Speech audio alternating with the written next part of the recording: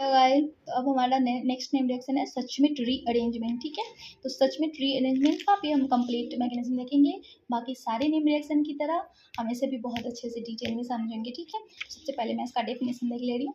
Definition क्या है इसका? The Schmidt rearrangement is an organic reaction in which azide ना आर के साथ N3 ग्रुप जुड़ा हुआ है। Azide react with strong acid usually concentrated H2SO4 ले सकते हैं या HClO4 ले सकते हैं। ये दोनों बहुत ज़्यादा स्ट्रॉन्ग है एसिड है। ठीक है, in the presence of ketone और carboxylic acid leading to the formation of amine और amide during this reaction nitrogen gases evolve.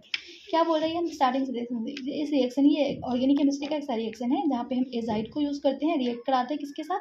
Strong base के साथ, एसिड के साथ, सॉरी स्ट्रॉन्ग एसिड के साथ। यूजुअली कौन सा ले सकते हैं? H2SO4 या HClO4 in presence of ketone. किसके प्रेजेंस में? कीटोन या कार्बोक्सिलिक एसिड के। लीडिंग टू फॉर्मेशन क्या बनता है हमारा? एमीन बनता है और एमाइड बनता है। Leading to formation of amine और amide during this reactions nitrogen gases N2 is involve. जो यहाँ पे इस रिएक्शंस के दौरान क्या निकलता है? N2 गैस रिलीज होगा। हम इसका मैकेनिज्म देखते हैं। ठीक है, सचमिट रीअरेंजमेंट का। तो यहाँ पे देखो OH ग्रुप है, H प्लस और HN3 हमने बेस ले लिया हमने। ठीक है, तो अब हम क्या करेंगे यहाँ पर H प्लस को वाटर, ये हाइड्रोक्साइड है, इसके लोन पेयर है, ये H प्लस को यूज़ करेगा, यहाँ से वाटर का मॉलिक्यूल बन जाएगा।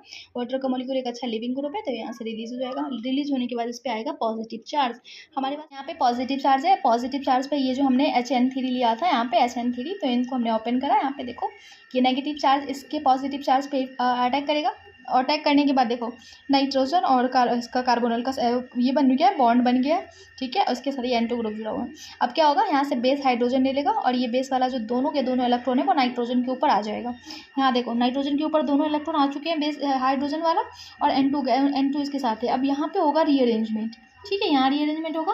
R जाएगा यहाँ पे, नाइट्रोजन का नेगेटिव चार्ज यहाँ पे डबल बॉन्ड बनाएगा और R नाइट्रोजन के साथ माइग्रेट कर जाएगा और N2 को रिलीज कर देगा। तो यहाँ पे बन जाएगा फिर से हमारा आइसोसाइनाइड। देखो RNC डबल बॉन्ड कैसे बनाइए? R है और R किसके साथ माइग्रेट किया? नाइट्रोजन के साथ, तो R ने नाइट्रोजन के साथ माइग्रेट कर लिया। ठीक है, उसके बाद नाइट्रोजन ने अपना डबल बॉन्ड बनाया कार्बन के साथ, तो नाइट्रोजन ने कार्बन के साथ डबल बॉन्ड बना लिया, और कार्बन और ऑक्सीजन का डबल बॉन्ड ऑलरेडी है, तो यहाँ पे आइसोसाइनाइड बोलते हैं इसे हम। आइसोसाइनाइड के बाद हमने क्या करना? फर्दर इसका रिएक्शन किसके साथ कराना? वाटर के मॉलिक्यूल के साथ। तो वाटर के मॉलिक्यूल के साथ ऑक्सीजन के ऊपर जो लोन पेयर है वो कार्बन के ऊपर अटैक करेगा, क्योंकि कार्बन इलेक्ट्रॉन डेफिशिएंट सेंटर है। अब यहाँ देखो ये वाटर का मॉलिक्यूल यहाँ पे अटैक हो चुका है। यहाँ पे जो ओपन हुआ है बॉन्ड, यहाँ पे देखो कार्बन के ऑलरेडी 4 बॉन्ड थे, 4 बॉन्ड थे, इन्होंने अटैक करा 5वां बॉन्ड, तो ऑफकोर्स ये 4 बॉन्ड ही फॉर्म करता है, तो एक ओपन होगा और ऑक्सीजन जो है इलेक्ट्रोनेगेटिव एलिमेंट है, तो वो अपने ऊपर नेगेटिव चार्ज ले लेगा। तो इन्होंने अपने ऊपर नेगेटिव चार्ज ले लिया। ठीक है, अब जो वाटर का मॉलिक्यूल है तो इसके ऊपर पॉजिटिव आ चुका है। क्यों? क्योंकि इसका लोन पेयर यूज होके यहाँ बॉन्ड बना है। देखो ये लोन पेयर यूज होके बॉन्ड बना है कार्बन के साथ, तो बॉन्ड बना हुआ है, तो आ गया। अब क्या करेगा? ये नेगेटिव चार्ज यहाँ से हाइड्रोजन उठाएगा। ठीक है, और ये जो दोनों के दोनों इलेक्ट्रॉन है ये ऑक्सीजन को न्यूट्रलाइज करेगा। हाँ देखो RN और COH है, जो ये वाला जो ऑक्सीजन का जो नेगेटिव चार्ज इन्होंने जो H लिया वो देखो ये वाला वो OH है, और OH ये दोनों जो न्यूट्रलाइज हो गया OH बना हुआ ये दोनों OH।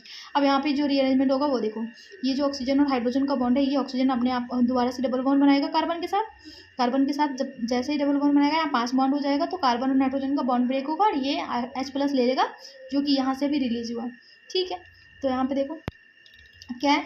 नाइट्रोजन H और R। यहाँ देखो नाइट्रोजन R और H। ठीक है, कार्बन डबल बॉन्ड, तो ये ऑक्सीजन है जो कार्बन के साथ डबल बॉन्ड बनाया, ये देखो ये वाला, और OH ग्रुप ये रहा।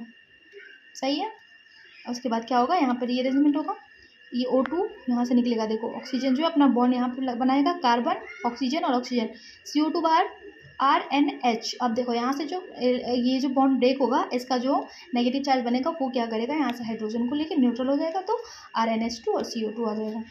अच्छा, अब यहाँ पे एक बार हम इसका क्वेश्चन देख लेते हैं। क्वेश्चन देखो, यहाँ पे क्वेश्चन हमारे पास PH और PH है, दोनों साइड है, H प्लस और HN3 है वही। तो अब हमने सेम मैकेनिज्म से दे जाना है। सेम मैकेनिज्म में देखो क्या करना है। यहाँ पे नेगेटिव चार्ज है, यहाँ अटैक करेगा, इसको न्यूट्रलाइज कर देगा। देखो यहाँ पे ये एसिड है, एसिड इसका लोन पेयर सबसे पहले एसिड पे अटैक करेगा और H प्लस को यहाँ ले लेगा। H प्लस जैसे ही लोन पेयर इसका यूज हुआ है, ये क्या करेगा? Positive charge double bond open होकर इसके पॉजिटिव चार्ज को न्यूट्रलाइज कर देगा, और नाइट्रोजन यहाँ से अटैक हो चुका। देखो नाइट्रोजन यहाँ से अटैक होगा और OH है यहाँ पे। ठीक है, और इसका जो लोन पेयर है वो वापस आ चुका है, क्योंकि ये वाला बॉन्ड ब्रेक होकर इसको न्यूट्रलाइज कर दिया है। ये वापस आ चुका है इस कॉलोन पे, नाइट्रोजन पूरा ग्रुप के साथ इसके साथ अटैच हो चुका है। अब यहाँ पे जो होगा ऑक्सीजन का जो लोन पेयर है वापस से बैक बॉन्डिंग करेगा, डबल बॉन्ड बनाएगा कार्बन के साथ, ठीक है। तो पीएच जो है नाइट्रोजन पे माइग्रेट कर जाएगा और N2 ग्रुप को रिलीज करवाएगा। ये जो है लिविंग ग्रुप है, इसको रिलीज करवाने के लिए पीएच यहाँ पे माइग्रेट करेगा नाइट्रोजन पे। तो बस फाइनली हमारा कंपाउंड बनके तैयार हो चुका है। तो अब हमारा असेसमेंट रीअरेंजमेंट खत्म होता है, ठीक है। अब हम मिलते हैं नेक्स्ट रीअरेंजमेंट में।